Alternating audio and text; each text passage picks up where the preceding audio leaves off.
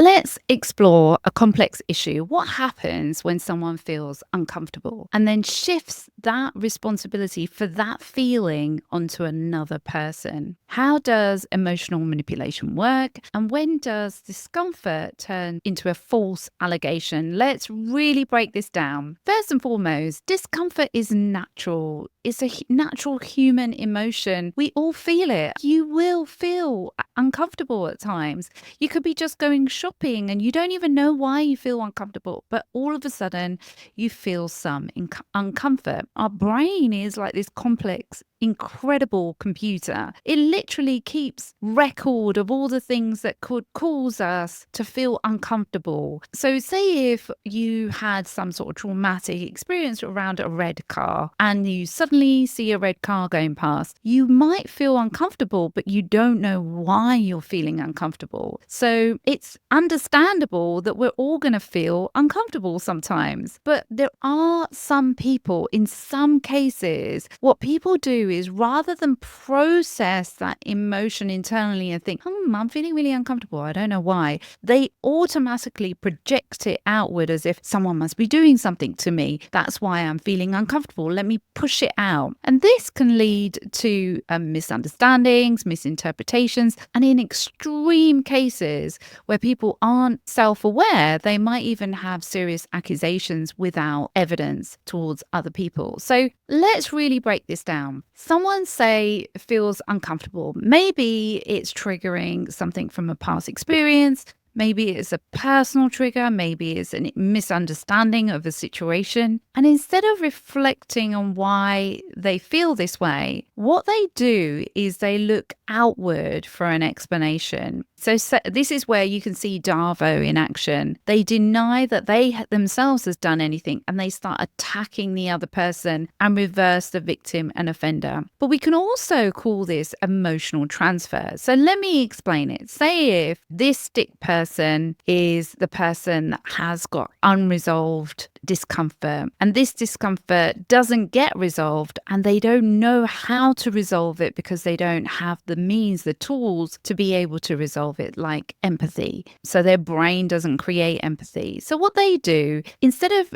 finding other ways of actually managing that, like going to meditation or doing some sort of therapy or looking inward and taking some time to process that emotion and get over that emotion, they literally redirect it onto someone else, where the person is left questioning themselves, feeling guilty, even defending themselves from something they didn't do. I'll give you an example. Say if you've bought a certain type of bread and the other person has had a bad day at work or something's happened, someone said something that has triggered this emotion in them. So instead of actually dealing with that emotion and coming home and letting go of the bad day and just talking it through with your partner and saying, hey, I've had a really difficult day today, this happened and that happened. So they're learning how to process their emotion. They literally start attacking the other person for getting the wrong bread, saying you're selfish, you're this, you're that. It's ridiculous. It's blown out of proportion. It's almost disillusional and you don't know, why is this person even attacking me? More often than not, what happens in those scenarios is they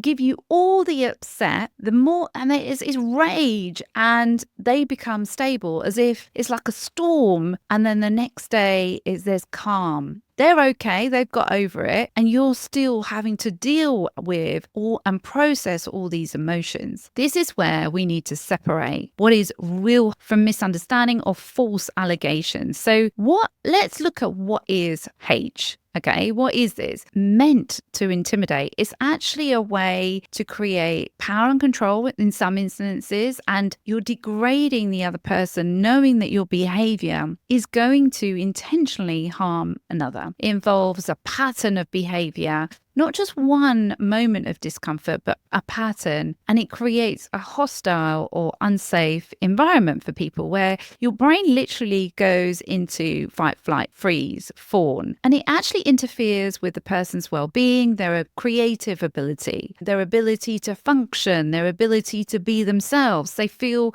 on edge. When a person persistently is making unwanted advances, say like a boss is repeatedly making inappropriate comments, texts or someone sends numerous unwanted messages, the intent actually matters a huge amount, because a single awkward interaction isn't H, it's not SH. But if it's repeated, deliberate actions that violate someone's boundaries, that's different. So the boundaries is a big word here. So if you feel uncomfortable with somebody and someone does something, you create a boundary and say, hey, this doesn't feel right for me. And then they stop their behavior. That's not SH. But if you're not creating a boundary and so nobody's clear, then so a misunderstanding that can be later clarified, because we're all human, we're going to upset each other and we've all got a little bit of trauma. So we're going to make each other feel uncomfortable sometimes. And that's why it's so important to communicate. If it's an accidental comment, they won't repeat it again. What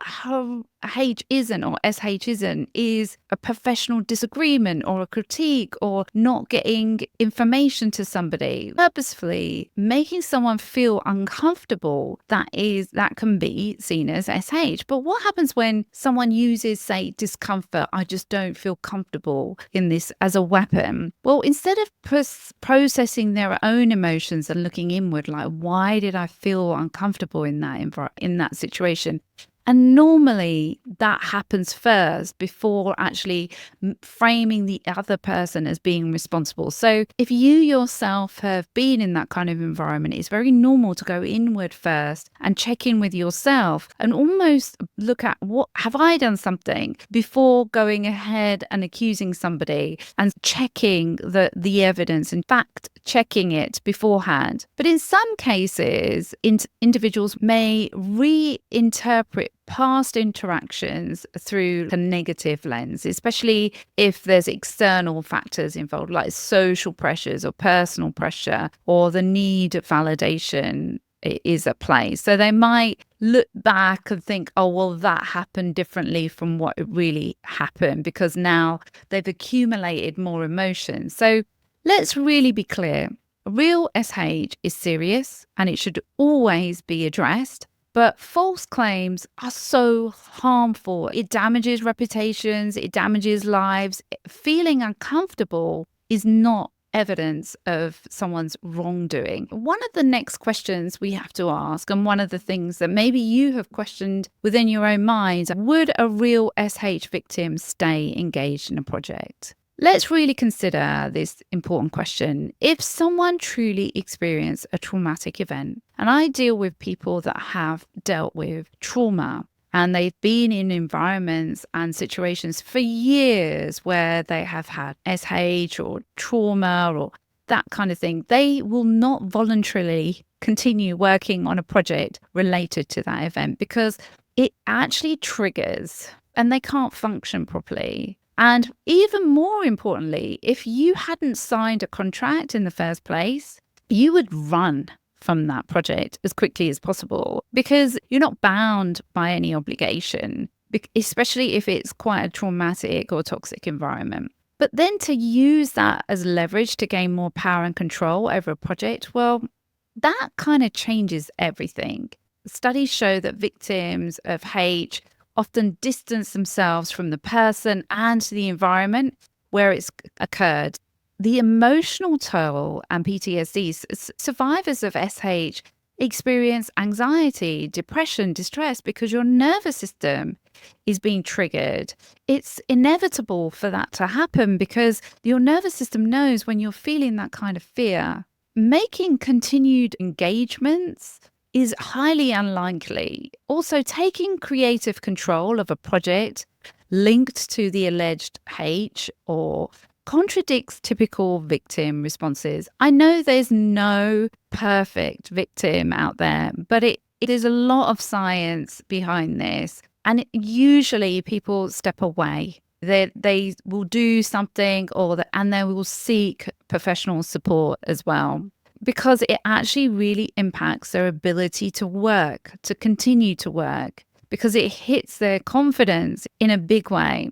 Look, the key here is we have all been in a relationship where someone has taken something out on us that had nothing to do with us, right? But the difference here is in healthy relationships, the person will acknowledge and will come back and apologize and say, look, I'm really sorry. I acted like this. I apologize, but this was happening and I shouldn't have done that. But when they don't, when you keep on taking someone else's emotional burden, you have to recognize it for what it is. It's their stuff and they're throwing it onto you. And what you need to do is create some boundaries or create some space to self-regulate so you can release it, because it's got nothing to do with you. And to truly free yourself, you need to create that space to self-regulate, because now you've got all these emotions that were never yours to carry. See people for who they are, and instead of seeking validation from them or changing yourself to try and please them, because you actually can't, because whenever they feel emotional, they're going to dump their stuff on you. You have to go inward and find the peace and the love that already resides within you. You are already enough, and you don't have to prove yourself to anyone. The moment you stop holding on to that emotional baggage, the moment you start letting go of the emotional trauma and you free yourself, you will start to feel like who you really are. And that is super powerful. If that resonates with you, and if you're ready to take that step, please do look in the resources section and apply for a consultation. We can explore together what support or therapy you might need to truly thrive again, because you deserve that. Please also let me know in the comments on what you think, what your thoughts are so far about this whole saga. Sending you so much love. Till next time.